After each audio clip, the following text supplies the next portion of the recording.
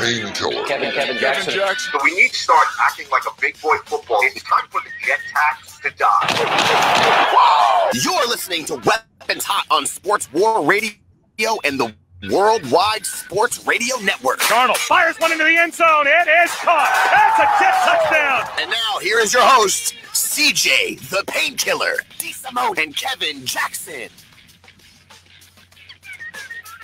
What's going on, Jets Nation?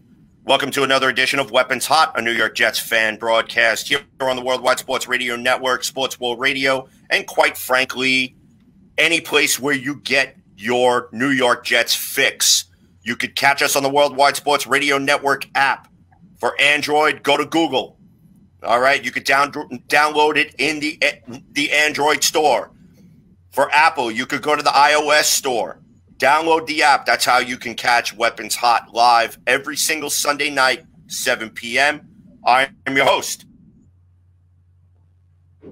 CJ the Panky Simone, and I am joined by my co-hosts, my right-seaters, my wingmen, and two just completely awesome guys, my very best friends. First off, let's introduce, without further ado, if the song will ever play,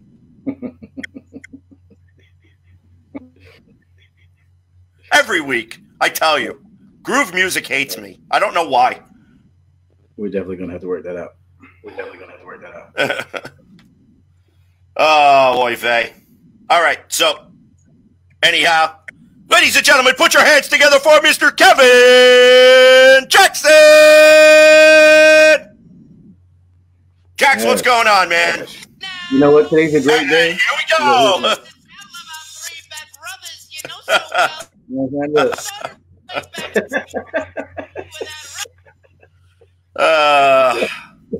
That's perfect. That's perfect. That's exactly what I expected. Okay. Yeah, we're gonna have to work on the music, but regardless, here we are. Another episode of Weapon Hot. You know, the post-season editions, I guess now. So we can actually really start talking about some legitimate possibilities going into next season, and you know, do that with actually a not heavy heart, because we actually have pretty decent football to watch. So I'm looking forward to Browns Steelers tonight, just because I'm really interested in seeing how those two teams beat each other's brains out. We've had some pretty decent games. I'm going to give some shouts right now because, you know, as much as I have always been a Buffalo Bills hater, I'm kind of rooting for them right now. I'm just going to keep that real. I think it legitimizes us and what it is that we have going into these next couple of seasons when we actually beat their asses. So, you know, I'm looking for Buffalo. I'm hoping for Buffalo right now. I got some guys, you know, some of my friends who are Buffalo guys, really interested in seeing how that works out. We've got some coach news and maybe some coach misinformation also to discuss. So, yeah, I'm really excited, man. Weapons Hot. Let's get it in. Let's go. All right, ladies and gentlemen, and now it gives me great pleasure to introduce our second co-host. Ladies and gentlemen, put your hands together for Jimmy the Reaper Jardine.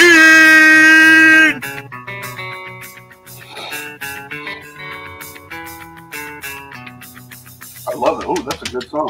Yeah, man. We'll be back here on time, too.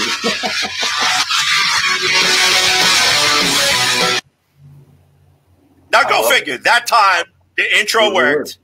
It works.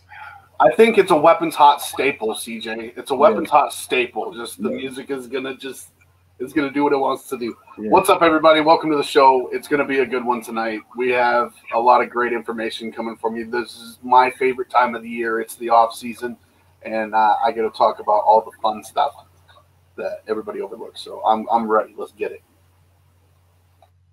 All right, guys, and of course, in case you missed it, or you live under a rock, or whatever else is going on, Adam Gase has been fired. We did a very special show this past Monday. Jet fans can all exhale, okay? Now the coaching staff, the coaching search begins. And it begins rather trepidatiously. And also, not only trepidatiously, but with slights of a little bit of aggressive nature. Joe Douglas had his end-of-year press conference, both with the print media and also made an appearance on the Michael Kay Show, 98.7 ESPN New York. and stated that basically what he's looking for, without actually saying it, was the anti-Adam Gase. We have talked about different head coaching candidates, which we would like to see heading up the green and white in this upcoming 2021 season. There has also been a lot of mock drafts out there that have the New York Jets taking a combination of anywhere between Justin Fields to Penei Sewell to Devontae Adams to whoever. Okay, probably the Water Boy is going to be picked second overall yet. I'm waiting for that mock draft to come out. Right. So one of the things that I want to pose to you gentlemen is, what advice do you have for New York Jets Nation at this point when it comes to looking at all of these headlines that are popping out? Jax, we're going to start with you. Then Jimmy, we're gonna circle back around, and then obviously I'm going to give my point. You know what? I'm just going to refer back to what it is that I said last week, and nothing has really changed. I mean, obviously we haven't had anything, jump out at us as far as headlines are concerned, or we actually haven't seen any news in particular. This was something that I think goes back a few years, because we used to talk about how Mike Maccagnan never really let anything out until at the end when everything started to come out with him. But at this point in time, Joe Douglas is doing a great job of keeping everything in house. Yes, the particular people are being documented, which I think is great. It's giving us a lot of excitement around the hire, a lot of excitement about the guys that we are considering, because it is basically a who's who of who's available right now. But the first couple, in particular, really kind of, they kind of put me in a good mood. So if I was going to give a piece of advice, I would just refer back to what I said. I know it's difficult to ask for patience because we've been so starved for any semblance of competency. But as of right now, I think we should sit back and enjoy the ride. Yeah, do your mock drafts, have fun with it, but stop getting aggravated, stop fighting, stop telling people they don't know what the hell they're talking about. Don't do any of that. Just kind of, have fun with it. Just play with it, because we've got some time. Within these next couple of months, everything is going to start coming clear. One thing that I wanted to say about the mock draft in particular is that I'm not seeing a lot of Jamar Chase, and that name in particular is one of the better ones I think that would be available. I still think we're going to go quarterback, but I think more than likely what it is that we should expect is that when free agency opens up, and those first few days before all of that starts to jump off, that some of the names that are going to be associated with coming here are going to be some of the guys that we have really, really, hoped and prayed would actually be part of the process. So, just be patient. Let's kind of lean back a little bit. Let's enjoy it, but let's not get uptight, man. I think as fans, we kind of have a tendency to do that. I think we should just kind of lean back a little bit and just let it rock, because I really have a good feeling that what we're going to start seeing coming up is going to be things that are going to give us the ability to calm down a little bit and not go buck wild. That's my take on it. Real simple. Jim, what do you think? I like what you said about, do your mock drafts, have fun with it. I absolutely agree. Totally have fun with it. The biggest piece of advice that I can give people, especially in the Facebook groups, because my God, some of them people are just like, I don't want to be that guy to be like, hey, you don't know what you're talking about, just chill. But my God, some of those guys don't know what they're talking about and need to just chill. So, like I said, I don't want to be that guy. But my biggest piece of advice, guys, do not listen to Mel Kiper. Don't do it. Don't do it, guys. This is the same man that said Julio Jones can't catch. Don't get your information from Mel Kiper. Todd McShay, I don't know what that man's thinking this season either.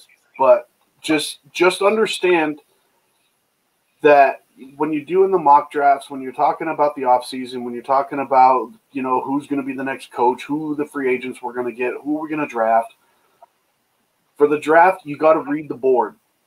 You can't just say Penei Sewell is the best left tackle. We should take him at 2. You can't just say that because you're stacking left tackles. Like a guard can swap sides, because the footwork is relatively the same. But a tackle, you don't understand how hard that is to swap from left to right. So you don't just stack left tackles just because Penei Sewell got some publicity over the last couple of years. It's just not the way to go. So like Kevin said, just enjoy the off season. Things are going to fall where they're going to fall. Do the mock drafts. I'm doing mock drafts once a week on my Facebook page, and I'm doing different scenarios. And one of the scenarios, I'm not a fan of trading back. And one of the scenarios, my first one, I traded back. And I'm just going to be doing, like, just run a whole bunch of scenarios. You never know what you're going to find. It's fun to do. And but just don't think that just because somebody is sitting behind a desk on Fox or ESPN that they know exactly what's going to happen. These guys study the whole NFL. They don't go in depth with one team. So they'll say, oh, well, the Jets need a line, or they need this or that, or they need a corner, they need this, and they'll be like, well, the Jets should take this person here, and it's just on a general view of the team. They're not in depth and looking at it like we do. So just don't buy too much into what the mainstream media says. Don't buy too much into what anybody says. Just have fun with it. Yeah, I completely agree. I mean, look, one of the things that I started trending a couple of days ago is hashtag don't believe the hype. And you are going to need to just maybe dial back a little bit on social media. That's where you kind of need to put the phone down, maybe kind of log out of Facebook, maybe log out of Twitter for the next couple of days or for the next few days or maybe like a month. Okay, because everybody and their mother is going to claim that they have a source whose cousin, whose aunt works for the New York Jets, works side by side for Joe Douglas, who spit shines his shoes down the block, or there's a guy who delivers his newspaper, or there's a guy who delivers his egg foo young to his house that overheard him say something on the phone when he was out in the front yard. Look, nobody knows nothing. Nobody knows what Joe Douglas, what direction he's heading in. Nobody knows what direction the coaching search is heading in. So far, the only thing that we have reports of people being interviewed. And you know what? The longer it takes for them to interview guys, the better I feel about the process, because Joe Douglas is actually doing his homework, scouting each and every guy who's got coming in interviewing for this job, number one. And number two, the guy that he's going to have coming in here is going to be picked because of their ability and the vision of what they see for the New York Jets in the future. So for me, I don't want to look at mock drafts. I don't care about mock drafts. I don't want to hear about mock drafts. I don't care where the Jets are picking. Okay, who they're going to pick it to, who they're going to pick at 24 or whatever. I will start thinking about draft time after free agency is over with. Let's stop putting the cart in front of the horse, and let's get our head coach on board first. And then let them assemble their staff so we know what direction this franchise is actually going to head. Because ultimately, Sam Darnold's future lies, in my opinion, in the hands of whoever is going to be the next head coach of the New York Jets. Whether they are going to come here and say, I want to work with Sam Darnold, I think I can fix Sam Darnold, or they're going to say, he's not the guy, I'm not going to work with him, I want to pick my own guy, I want to build my own stuff, and so on and so forth. So, that being said, every report that you read out there, take with a grain of salt. And that even includes Adam Schefter. And Adam Schefter, is probably one of the most reputable guys out there. Anything that Shefty tweets 99.9% of the time is gospel. Okay? Cimini, you could say whatever you want. I still think that he has an agenda and he's spoon-fed stuff from One Jets Drive. Same thing with Brian Costello. Same thing with Ian Rappaport sometimes. So I have my issues with the Jets beat and their dishonesty at times. So, because this is the season now where everybody's just looking for something to throw against the wall and to see where it sticks. And my advice to Jets Nation, turn your brain off for the next month. Okay, or maybe 2 months. Okay? Don't fall for it. Wait for the announcement. Wake me up when the Jets actually hire a head coach. Wake me up when we have a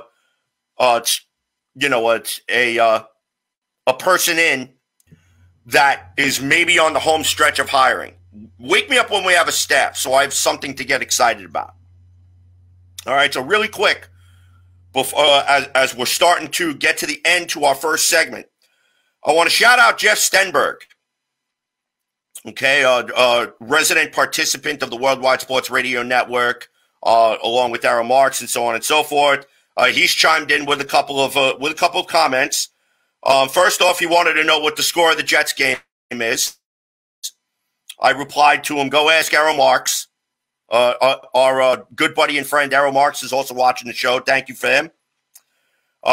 Jeff Stenberg also came back and said, I would rather have a quarterback made up of Alex Smith and Robert Griffin III's spare body parts than Sam Darnold. And I responded, I wonder if you'll change your mind when Adam Gase becomes a part of the Pats coaching staff. Which, about 3 weeks ago, we heard a report that Belichick was considering bringing Gase to Foxborough. And his response was, shame on you for putting that bad mojo on us. We don't need that. we can't forget that, Gase is kind of out of that Nick Saban, kind of a tree. So, I'm sure they probably have high opinions of him, regardless of what it is that we saw last season. And how the league works. I mean, it is kind of it's about who you know. The guy might end up getting the job in a place that we most least expect. As long as it's not here, I don't care. Right, it's the truth. So, Jimmy, I wanted to hear what your thoughts are to the comments really quick. I first and foremost, I will refuse to say our former coach's name from now on. He's no longer in my vocabulary. So he will now be known as he that shall not be named. He's Voldemort from now on, brother. Right. It's gross. Kevin's right. I mean, he very much could. Like, obviously, we as fans are like, hey, this is the worst coach in NFL history. But it's the inner workings and like the teams and the GMs and the owners, they don't think like fans do.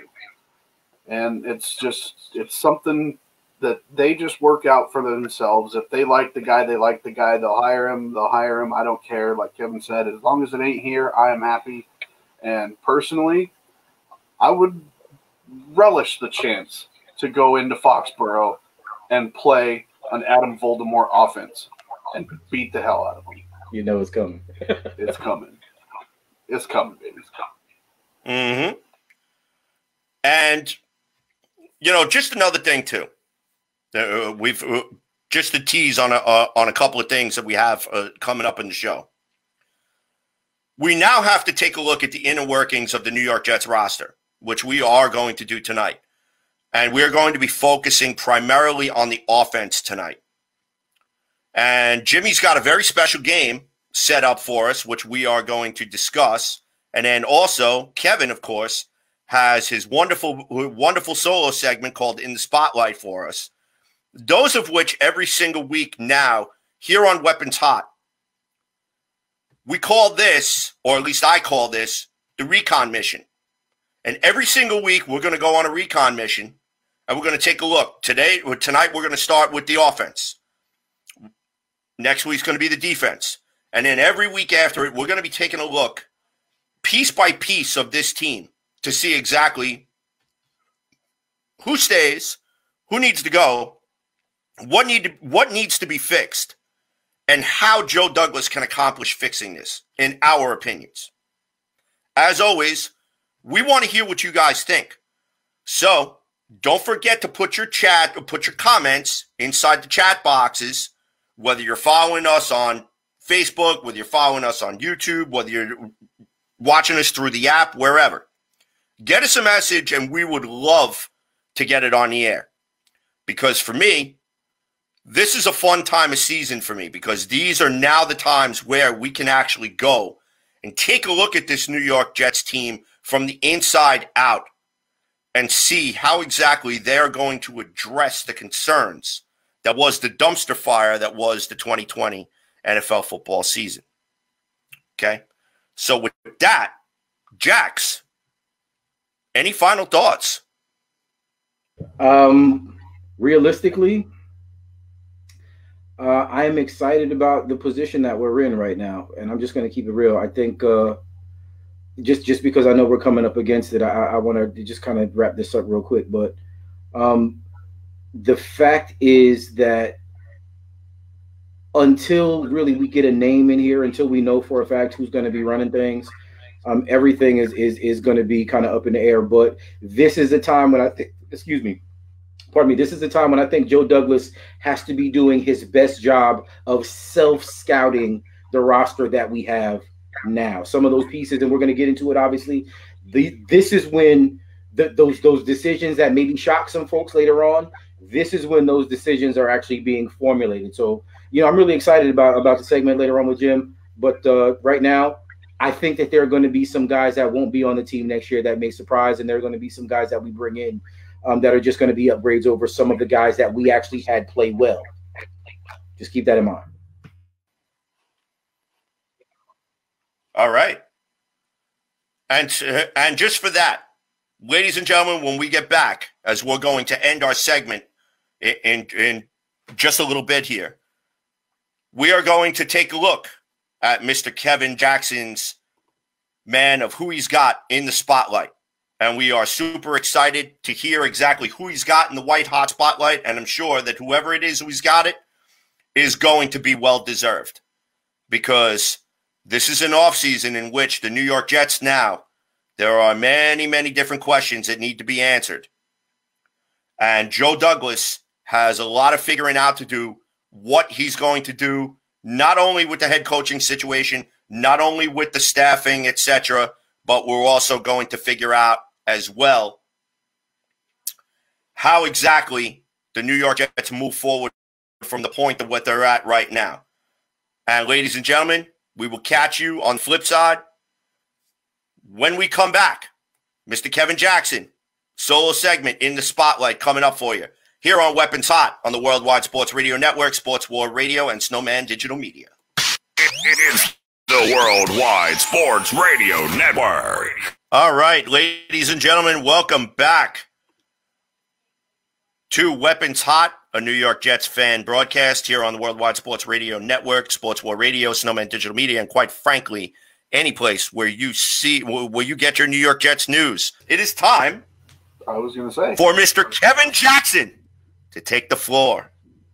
Now, if I can just get his drop to work, because it is now time for Kevin Jackson to take us in the spotlight. Yes. I will be surprised if it works, because all my groove music just sucks tonight. Yeah, you got to cue it up 5 minutes ago. Right. No, I got to cue it up an hour ago. That's the problem. You know what? I'm ready to jump in anyway. Look, in the White Hot Spotlight tonight, ladies and gentlemen, and I don't think that there's really any surprises here, but as of right now, Eric Bieniemy. First coach we Spotlight. Kevin Jackson. Spotlight. And there we are. Look. Oh, I tell you, what a mess. Yeah, should I run it back? Should I run it back? Anyways, we're not going to let that deter us from shining the spotlight on Eric Scooter Bieniemy, 51-year-old offensive coordinator for the Kansas City Chiefs. 9 years in the league after winning the national championship at Colorado back in 1990. 4 years with the Chargers, 4 years with the Bengals, and I believe that he finished out his career with that final season in Philadelphia prior to going back to Colorado and being the running backs coach for a couple of years. Also had a couple of years stint at UCLA as a running backs coach. And then if he catapulted off of that and actually went and was the running backs coach for one ridiculously talented Adrian Peterson, where not only did he lead the NFC in rushing for the one season, but he actually ended up leading the entire NFL in the season in rushing for the season in the second season there. Minnesota Vikings assistant head coach, 2010, went actually back to Colorado, was an offensive coordinator, 2011. And then, after a couple of years, ended up being the running back coach in Kansas City, and then actually got the promotion back in 2018 to offensive coordinator under Andy Reid. So Eric Bieniemy comes with a a pretty solid background, not only as a player but also as a coach. Got one of the greatest nicknames of all time. Eric Sleeping with the Enemy was given by my man Chris Berman, who was a master of giving those type names. You know what I'm saying? I'll never forget that, real talk, because I mean I knew who he was, but that name that cemented him in, you know, in football commentary lore, because I think most people who watch and follow, they remember specifically who that was, and he may not have been, you know, one of the top running backs in the league at the time, but every time he popped off, you kind of knew that was coming. So look. Bieniemy's done a great job in Kansas City. I mean, there's a lot of questions in particular about his role, and you know, I think a lot of guys throw shade at him because they say Andy Reid is the offensive genius. But from what it is that we've heard and what it is that we've seen, Eric Bieniemy does a lot for installing offenses, a lot for game planning, and he has actually called plays in games. And if he's called plays in games for a high-powered Kansas City offense, I can guarantee you the guy knows what it is that he's doing. Being given high praise by Patrick Mahomes himself, the guy who, you know, for all intent and purposes, might go down as one of the best quarterbacks that we've seen. Pat Mahomes actually says that Eric Bieniemy has had a lot to do with his progression, with his understanding of how to play the game and all of the nuances and details that a coach would need to be able to impart on his star quarterback. Actually, a young rookie quarterback, if you really think about it. Eric Bieniemy, I think, checks all the boxes for what it is that we're looking for. If you want somebody who's going to be offensive minded, but also even from Andy Reid's own mouth, the guy's a leader of men, which is again, you know, getting back to what Jim was saying earlier, that is the anti-Gase. I don't necessarily believe that whatever the guy's name is, who was our coach. I don't think he was actually even in any conversations about being a leader of men.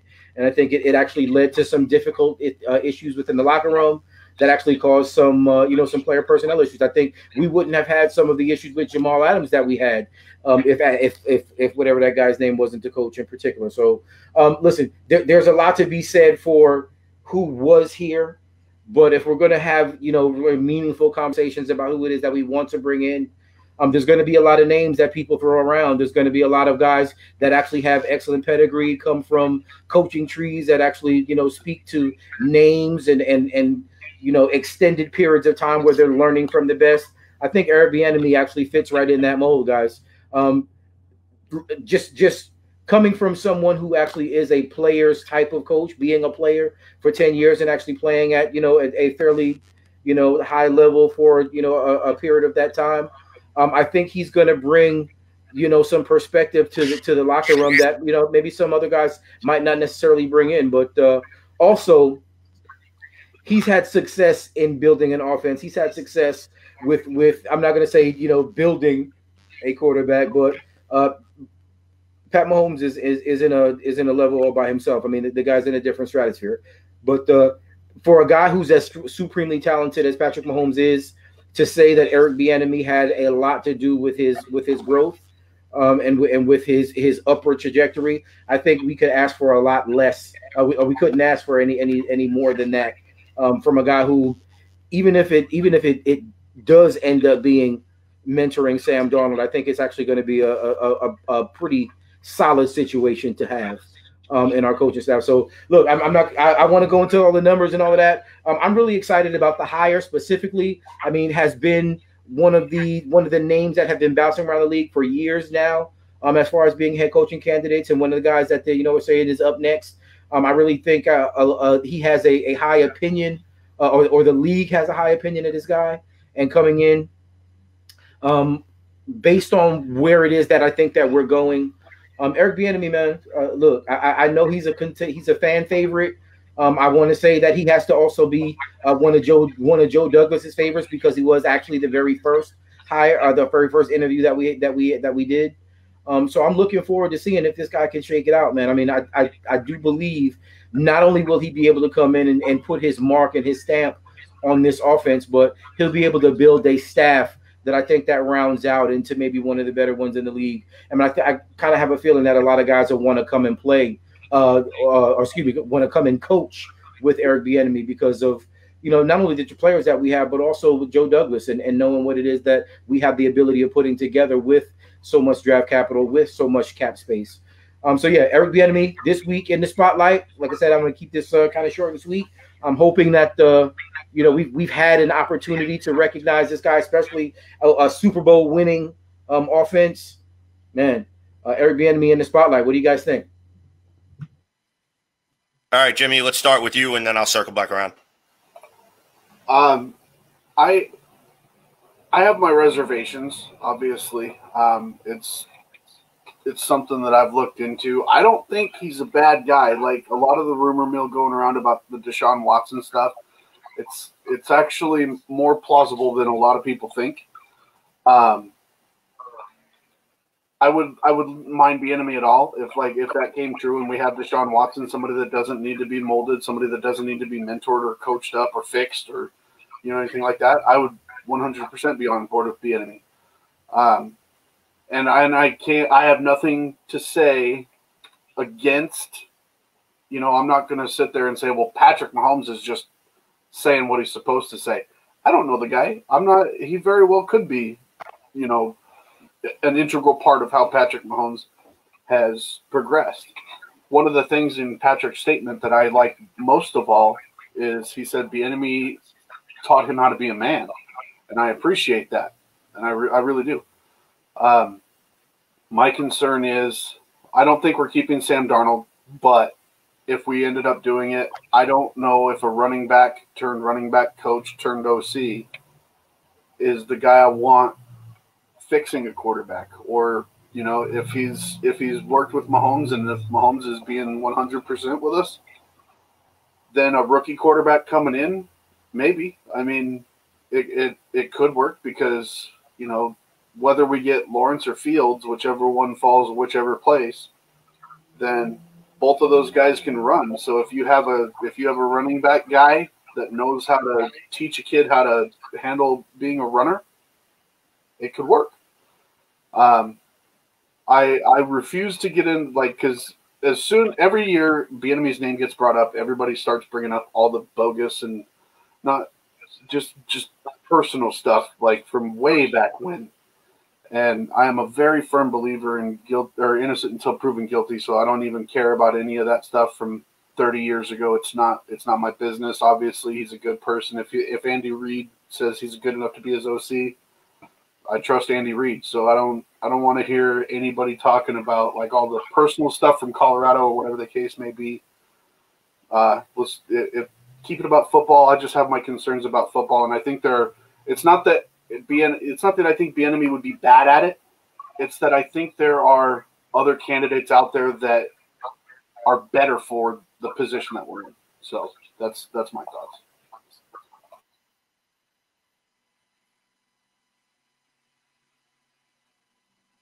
Well, in regards to Eric Bieniemy, I would like to see him as head coach of the New York Jets. I really am not paying any mind to, the whatever happened 20 years ago, because I don't think that has any bearing on whether or not he's a competent head coach. And the question for me is that I want to know what exactly he brings to the table. When we watch, the Kansas City Chiefs play and you see him on the sidelines and he's barking orders and he's calling out stuff, it's hard for me to not believe that he is not in charge of some play calling or installing the offense in some capacity. So for me, I want a guy in here who's going to be a leader of men. There's somebody who's going to come in here and who's going to command the room. And most of all, somebody who's going to not just concentrate on one facet of the game, but all three facets of the game: offense, defense, and special teams. Because for me, that's the most important.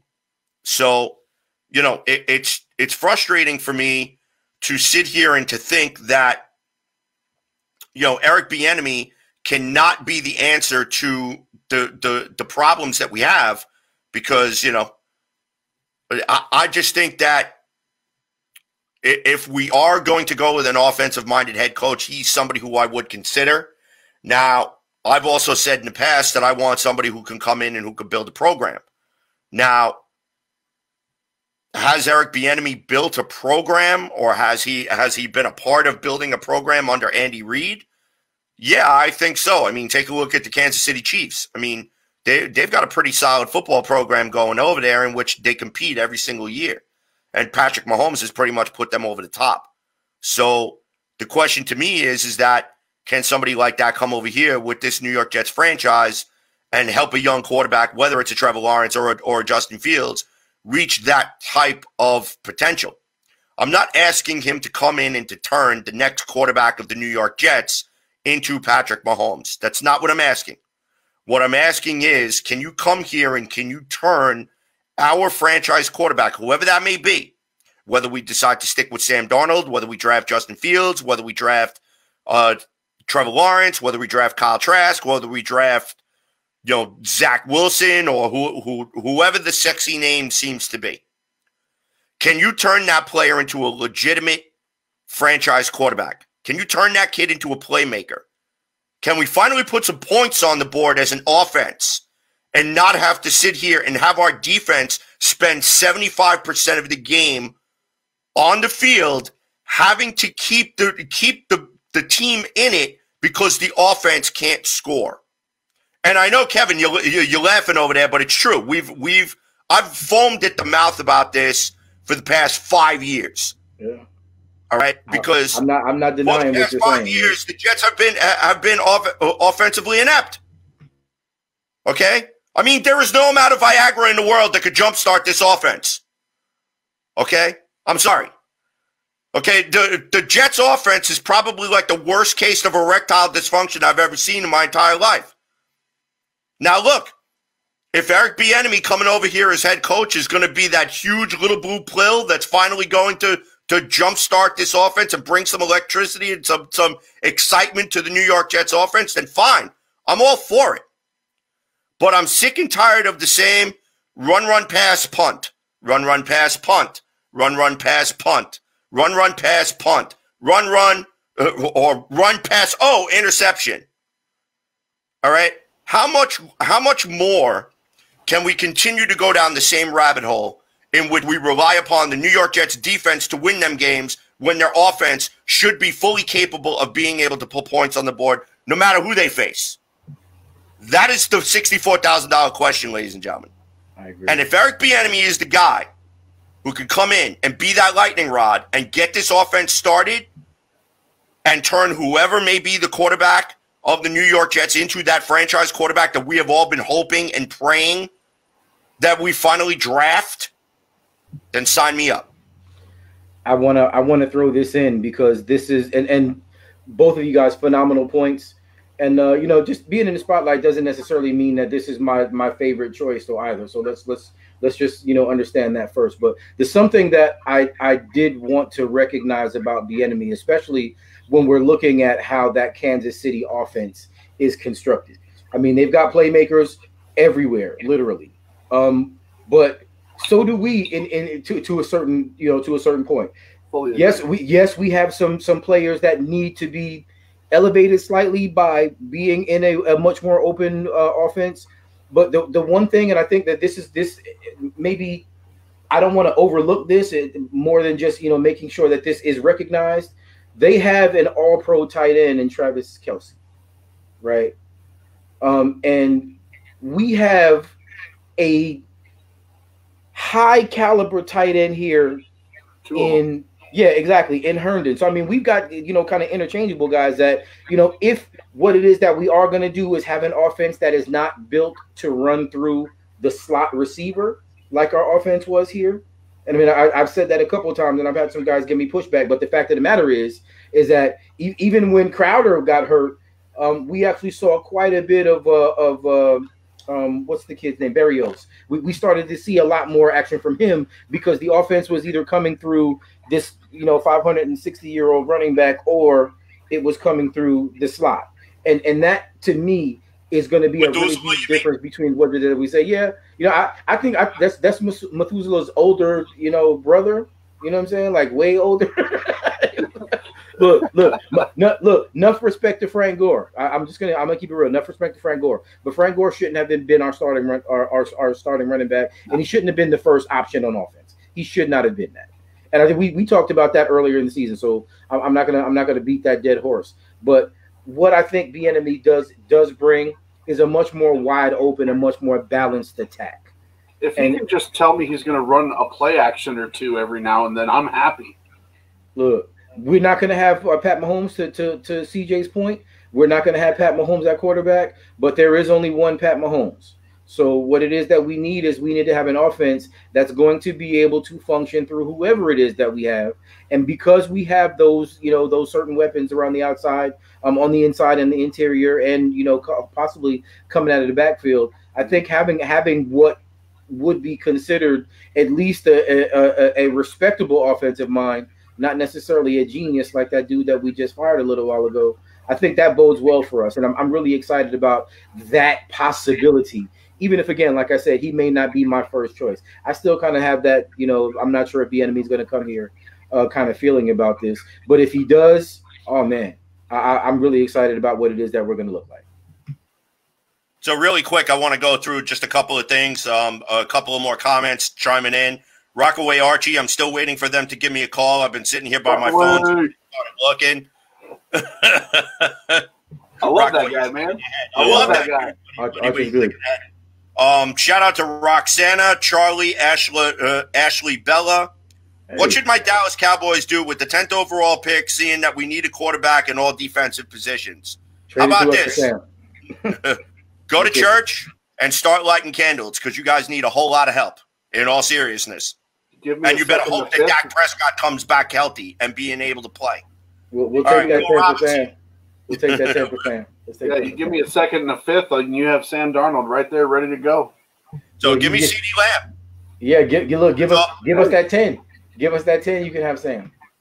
Mm-hmm. Bill Robinson, shout out to him. Let's hope the new coach is here for longer than 3 years. I agree with that, and I understand that one of the things, too, and I'm going to make this short because I know we're coming up against it to our next commercial break. One of the things that Jet fans are also going to have to realize is that this is going to be a process. So, yes, I understand in this league you get a boatload of draft picks, you sign some smart free agents, and you get some people in here, and you could turn things around rather quickly. Go and take a look at the Dallas Cowboys. Go and take a look at the Buffalo Bills that are now advancing in the NFL playoffs. Okay, they turn things around in a rather short amount of time. Okay, so there's no reason to think that the New York Jets can't turn around things in a short amount of time. But here's the thing: you could turn things around in a short amount of time, but can you sustain it? And that's the big thing that I keep banging my hand on the desk about is I want competitive sustainability. Yep. I don't just want to be competitive next year. I want to be competitive for the next 10 years, for the next 5 years. I want us to be in the playoff. I want us to be in the playoff conversation every single time they mention it. Jimmy, keep or punt, man. You are on the mic, my friend. It is going to be a good one, guys. So we're going to focus on the offense. The way I'm looking at this is, and I'm going to kind of just go through the active roster on the offense, not really focus too much on injured reserve for this particular segment. But then we'll also go on the offensive side for some of the opt-outs and stuff like that. So first up, and the best way for me to do this is just my analytical brain. I got to go alphabetical order. First up on keeper punt. Running back Josh Adams, 6'2", 225, age 24, 3 years out of Notre Dame. So if you guys, I'll finish it up. If you want to go, like Kevin, if you want to start, then go CJ, and I'll go last. Look, I'll try to keep this brief because I know we got a few to get through. But I like Adams. I would keep him as a depth piece. I think that he brings something that maybe we are looking for, kind of figuring our linebacking corps is limited as it is. I would most definitely keep him as a depth piece and see what it is that we work out either in free agency or in the draft. Running back, excuse me. That's what I'm asking. What's up, CJ? What you think? Yeah, I would keep Josh Adams. I think he's a good special teamer. I think he's also a good player that you could keep on the back end. And if you actually have a good solid rotation between him and Michael Piron, you could actually have a very formidable backfield because you know what I mean. Josh Adams and also Ty Johnson, were both responsible for the majority of the Jets' rushing yards in that one game against the Raiders, in which they finally just came out of nowhere and they actually performed, and it was a good thing. Yeah. So you know what? I mean, Josh Adams has, in my opinion, earned a look, and I think we need to fulfill that. I agree. I completely agree. I'm keeping Josh Adams as well. I think that he is a grinder. I need to see more of him before I start calling him a dog. But I think he's a grinder. He's 100% a keep, and I think he is desperate to prove himself, especially after coming out of Philadelphia. He was their leading rusher in Philadelphia 2 years ago. Yeah. So he could be a really great piece. Next up, I mean, do we even have to say it? Next up is Mekhi Becton. I mean, that's a keep all the way around. I think Mekhi Becton's the only untouchable player on this roster. Yeah, no, I'd pass on him. No, I'm just Get him out of here. Right. If we had 10 more like him, yeah. If we had 10 more like him, I'd say we win the Super Bowl immediately. But 100%. yeah, Mekhi Becton, no brainer, no question. Yep. He'll be our guy. Hopefully for longer than Brick Ferguson. CJ? Mekhi? Come on now. Mekhi, you're seriously going to ask me this question? I mean, the man was eating pancakes all year long. Yeah. The only thing that bothered me about Mekhi Becton was his health. And what I'm hoping is that he takes this offseason, get that ankle healed, get that shoulder healed, make sure that there is no structural damage, or if anything needs to be done. And I want him to continue working on his technique, to continue to fortify that side, that side of the offensive line, because let me tell you, whoever it is we have on a center is going to eat. If we can keep him healthy, keep him upright, and he continues to lay people out the way that he's been doing. Yeah, and I think his injuries are just like, they're really minor nagging stuff that just causes him to leave, and then they've been a little bit careful with him, which is why he's missed a lot of his time. I don't think they're anything serious, like the ankle and the shoulder. I think I just read recently that he was talking about he wanted to lose weight. But I mean, when you have pancakes like that, what else can you do? For real, 100%. Right, exactly. Next up, Braxton Berrios, keep or punt? Man, this is I don't want this to be difficult because I kind of like Berrios. I think we can upgrade. I really do. I mean, I like what the kid brings in the situation that we had. But almost like Jeremy Curley, when Jeremy Curley was our number one, he wasn't really good, but he was the best one on our team. Yeah.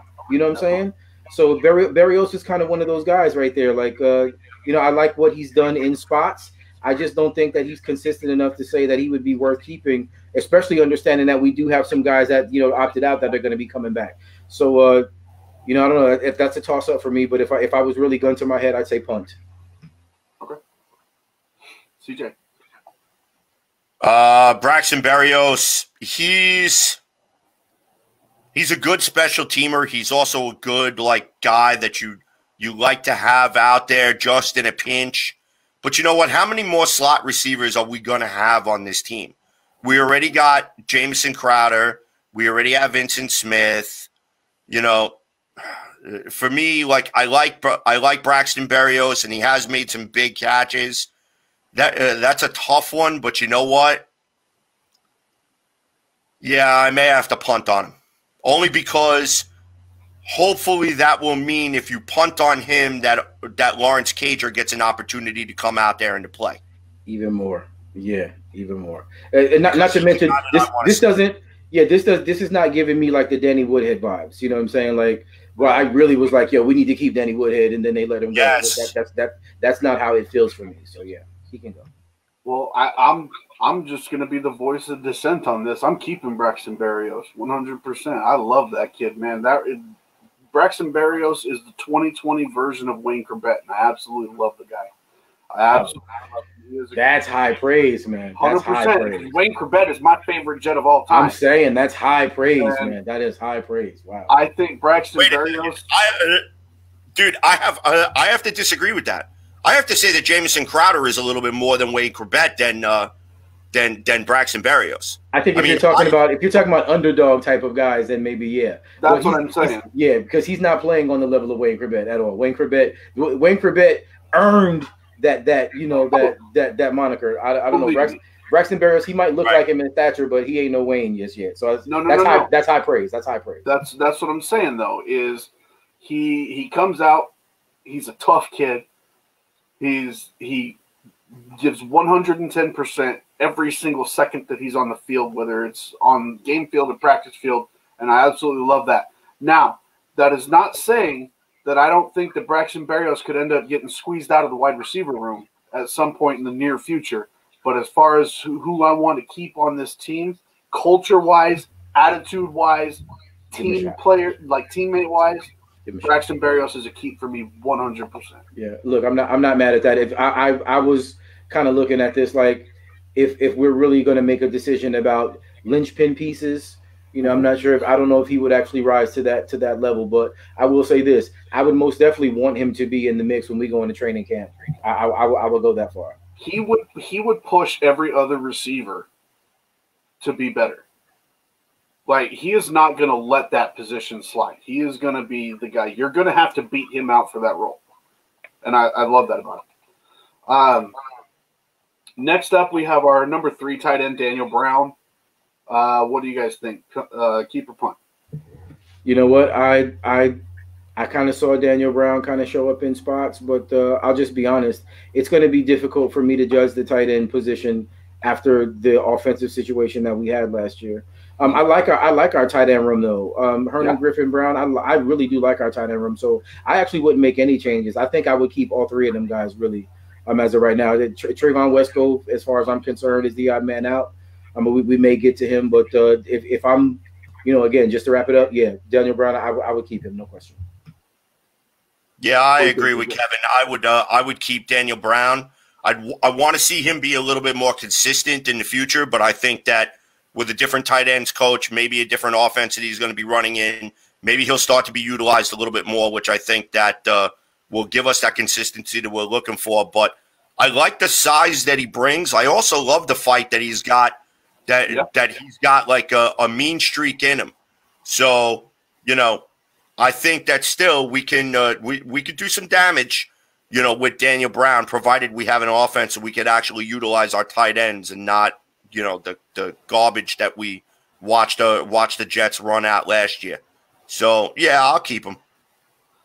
I would keep him as well. I think Kevin hit it right on the head that tight end room can be nasty, and I think they have been mismanaged and miscoached and just left by the wayside by the previous regime. And now that they're gone, Brown is going to have to do something special, because you're going to have Chris Herndon and Ryan Griffin coming up, and that's going to be a lethal tight end combo in the NFL. So he'll just have to make plays in spots. If he can 100%. Do that, we're good. Yep. Be the team player. Be the guy.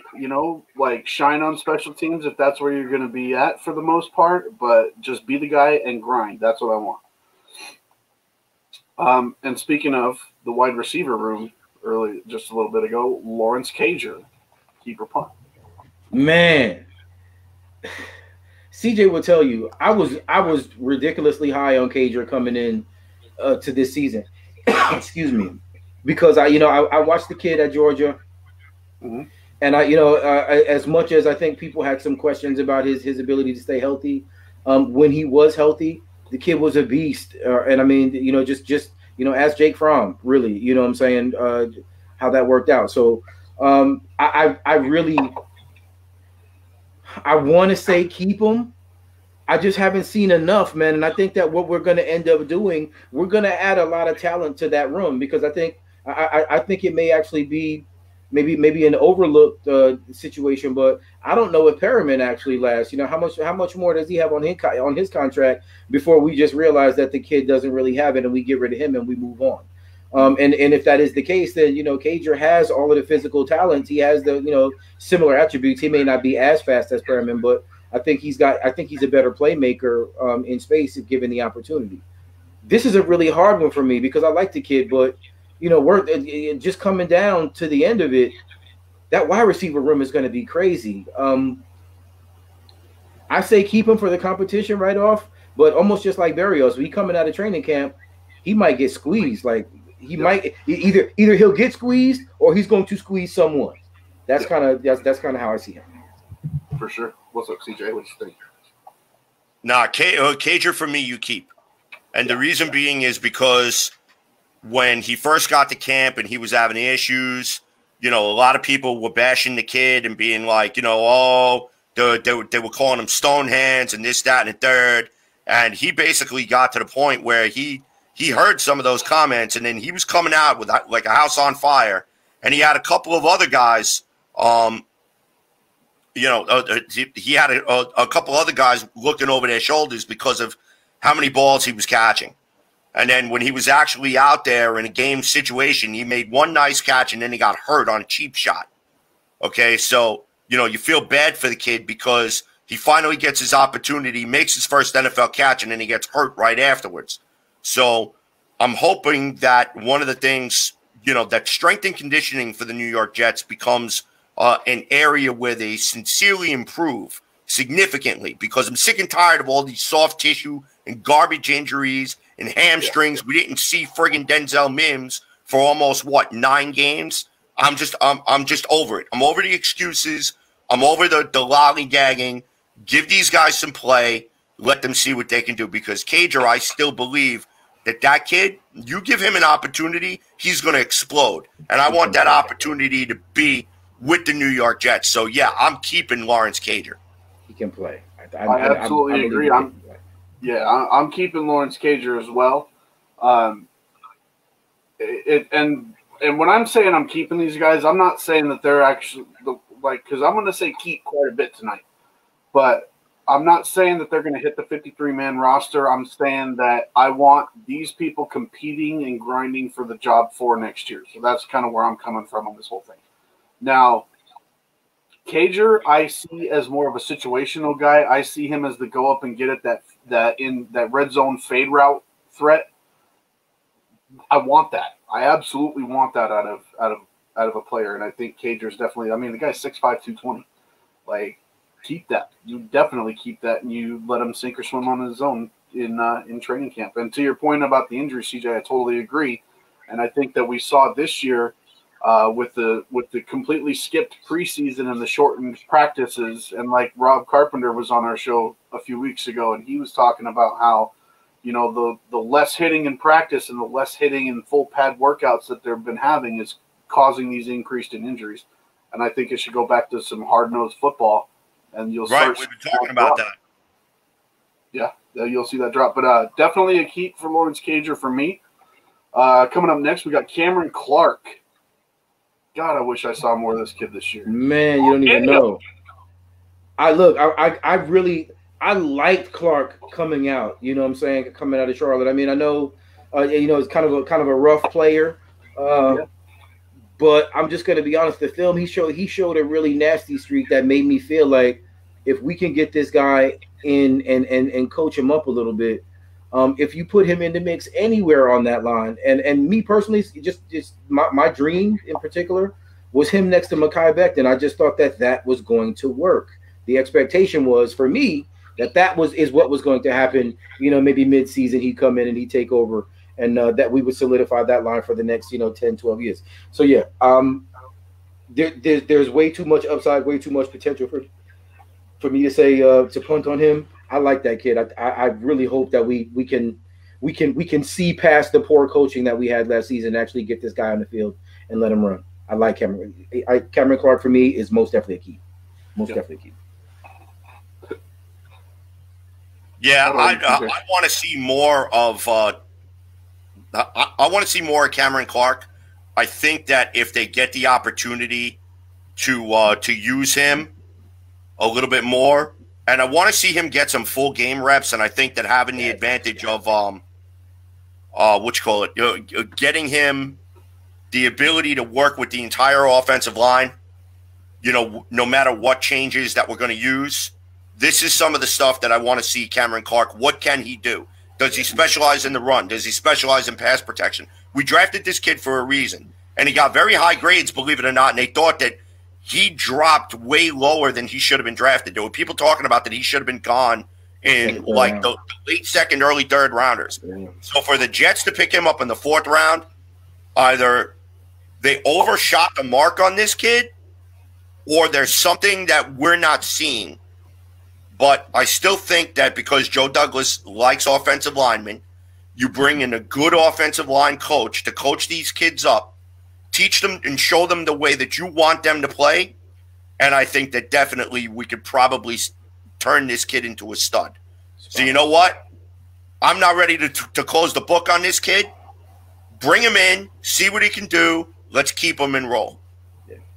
I absolutely agree, and I want to keep him as well. I really, like I said when I first said his name, is God. I just wish I could have seen more of him. I think, we wouldn't even be talking about if I think, again, it just goes back to a lot of these, position groups and position rooms that have just been misused and mismanaged all last year, and it's just been so annoying that it's really tough to see. Now, for the O-line, I'm a trenches guy, just like Joe Douglas. Now, if we have 25 guys show up to camp that are competing for O-line spots, I'm happy. Okay, like that's fine with me. But I'm definitely wanting to keep Cameron Clark. I want to see where he goes. I don't think we need to do. Obviously, we all want to keep Jamison Crowder, correct? Yeah. The best receiver consistently. On this roster this season. So, no question. He stays. And Sam Darnold, I think we've all talked about it. I think, you know what? Let's do Sam because that's an important position. Yeah. Keeper punt, Kevin. What do you think? You know what? This is difficult for me because my gut is telling me, Braden Mann kick his ass out of here. You know what I'm saying? Like, punt him far away from this organization.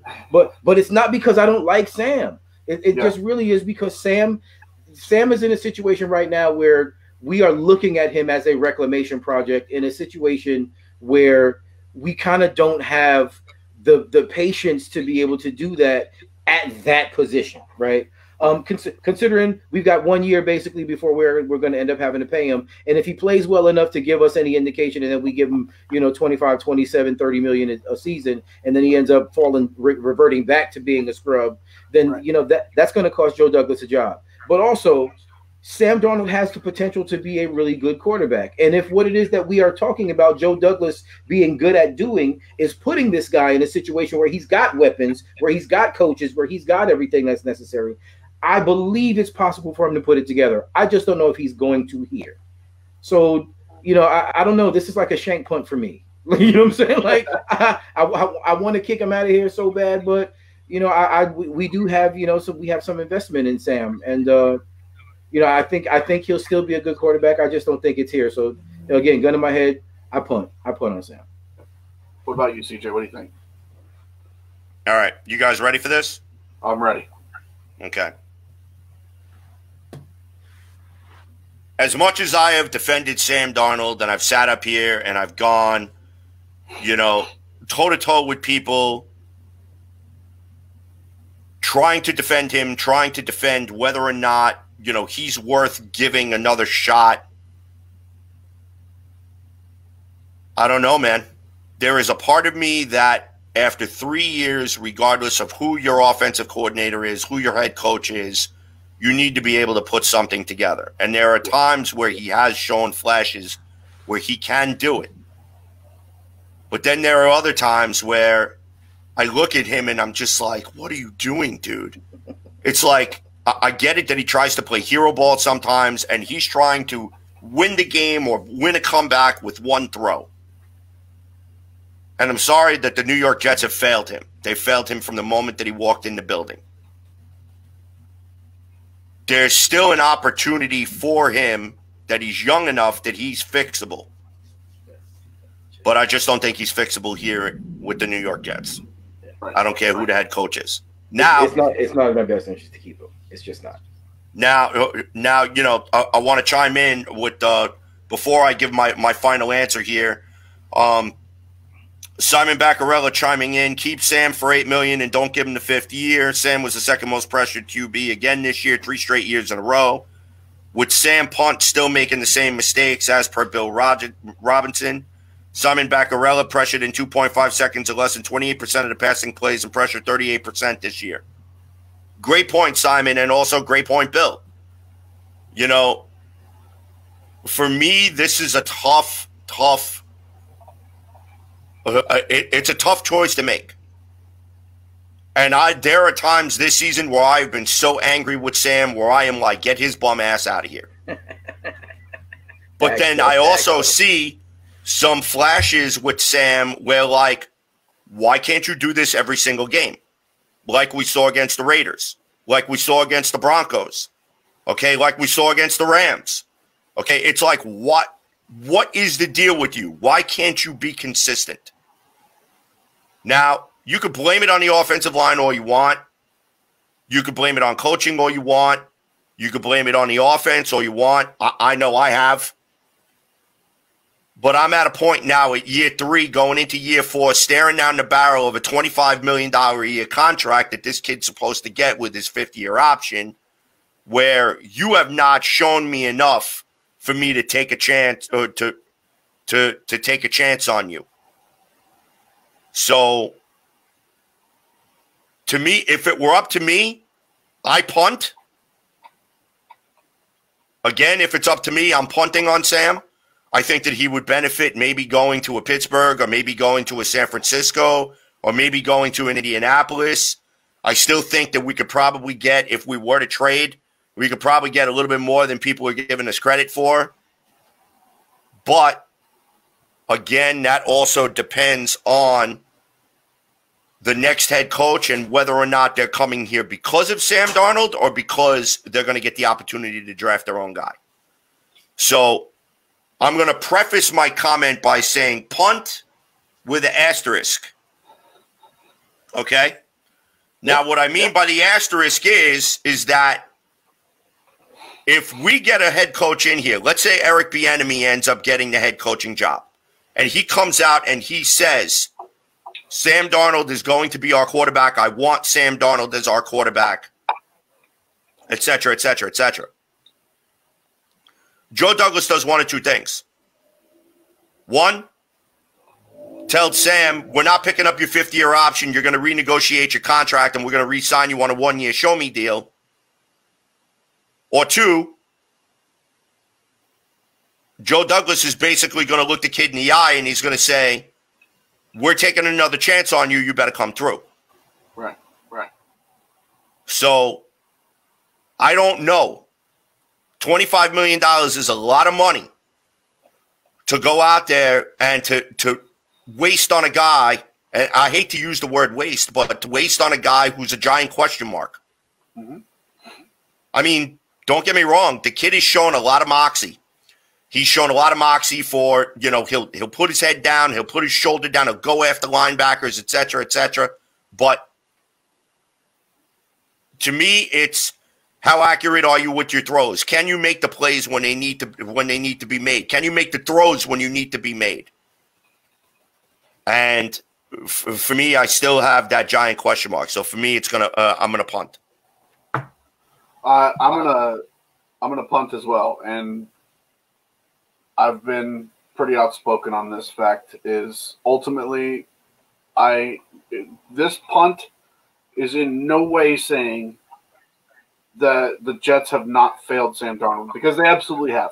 The coaching has absolutely hurt him. It's been awful. But at the end of the day, it's a game that he has been playing his whole life. It's a position he's been playing for however long. You know, I guess he was a wide receiver in junior high and high school, and then he moved to quarterback. So ultimately, it breaks down to this. He played 27 games in college. I didn't want Sam Darnold to begin with. I wanted Saquon Barkley, and again, I still admit that, thank God, because we would have an injury-prone running back now. So I admit my failing on that call. But I still didn't want Darnold. 27 football games played at USC, and he turned the ball over 37 times. Fumbled 21 times, but fortunately his team got 7 of those back. So there's a little bit of a bright side. He just wasn't ready at 20 years old to make the jump to the NFL. He flat out was not ready. And it has caused a lot of turmoil. 4 games where he's thrown for over 300 yards in his career. That's just not acceptable to me. That shouldn't be acceptable to us. And like I keep going back because I love it. What Daniel Kelly said a few weeks ago: if a puppy don't bite when they're pups, they won't bite when they're a big dog. Right. And famous Parcells quote. Famous Parcells quote, and I don't see it, and I don't want to take the risk on losing out on a new quarterback. Generational talent. Fields is amazing. I've come around on him. Trevor Lawrence is amazing. There's still a lot up in the air with those two. But I don't want to lose out when we have one of those two looking us in the face.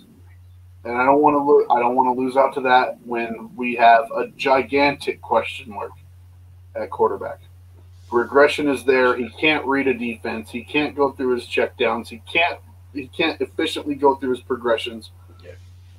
Of course, that's stuff that can be coached up. But if you keep Sam at this point, you're looking at another 4 years. You got another 2 years to fix the bad habits, and then you got another 2 years to make him a top level quarterback. And I'm not on. And so I think we're coming up on the time there, CJ. So I think we're gonna end this keeper punt right here on Sam Darnold. I think it's a nice little ending point for right now. We'll get back into some more next week, but yeah, those are my thoughts. I'm a firm punt on Sam Darnold. No asterisk needed. I want him out.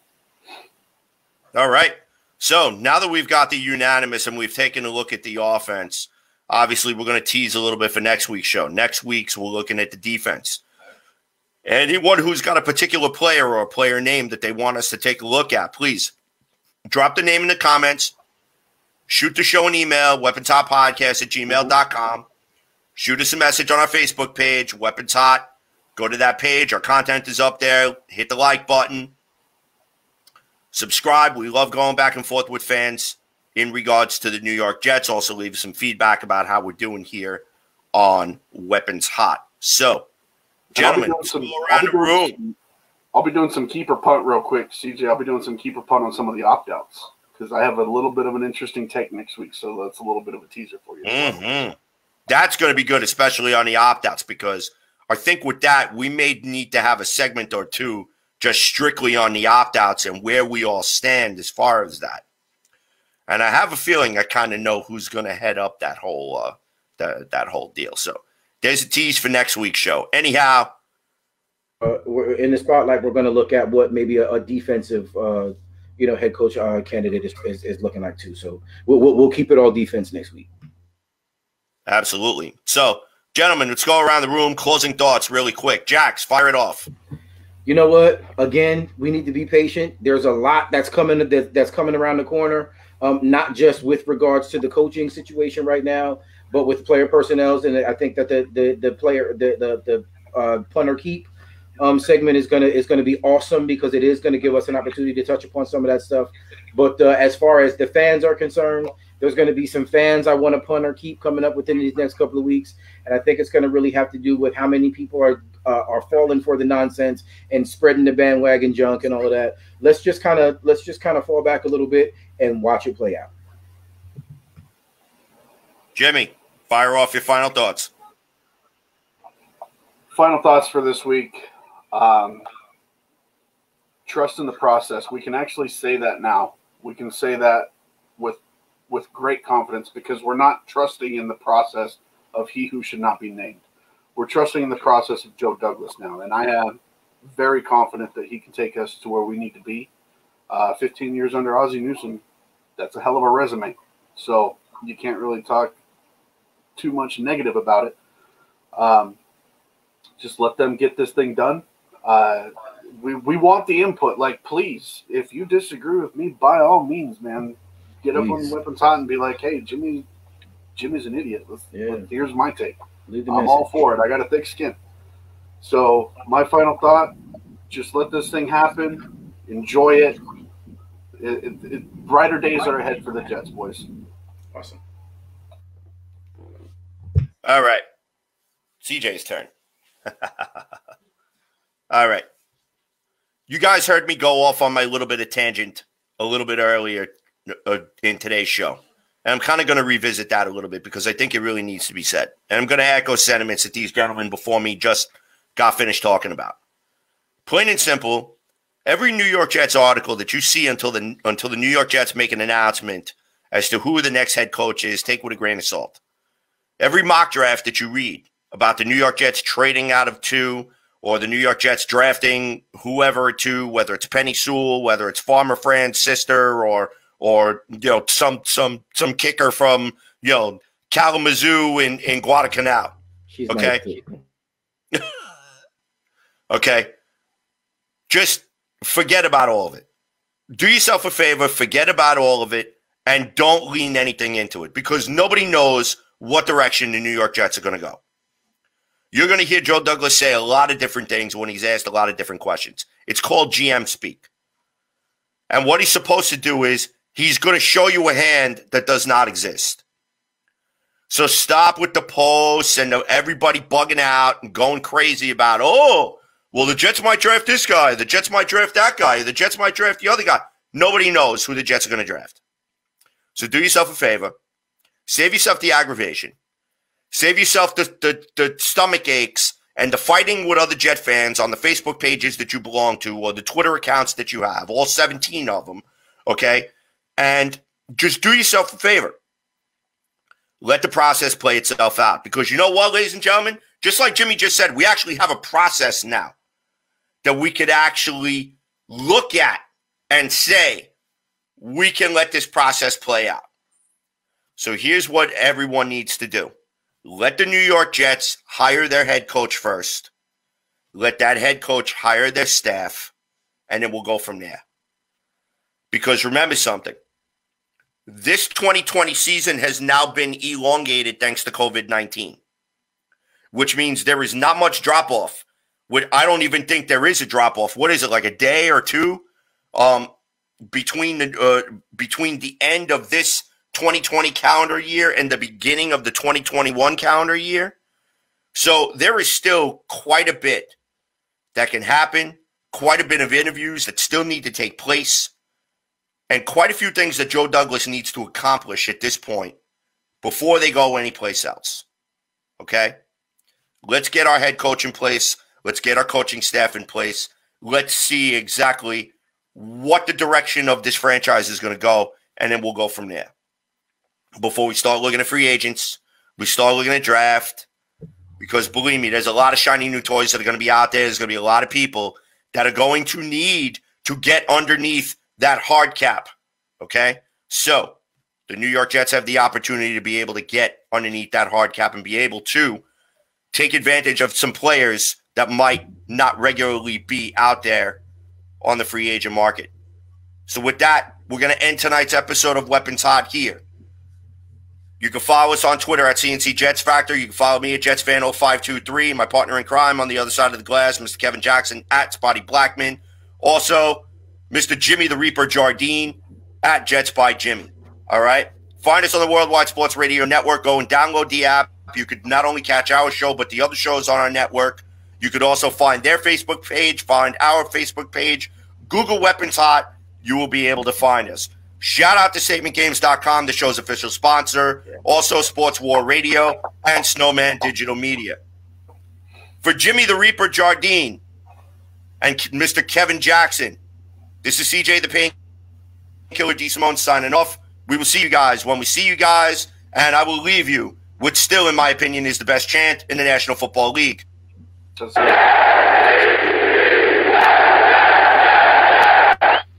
a good night, guys. We'll see you next week.